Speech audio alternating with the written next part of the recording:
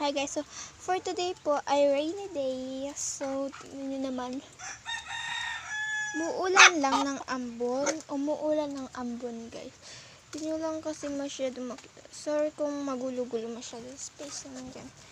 Ito namang tutang to, hindi mapakali at gustong lumabas. Ayan po ay si Brando. Okay, pakilala ka. Okay. Nakagat yung cellphone. So, marunong po yan siya dahil tinuturuan po namin yan paano mag-upo, paano magpakilala, basta po, para din po siyang tao. Nakakagigil ka.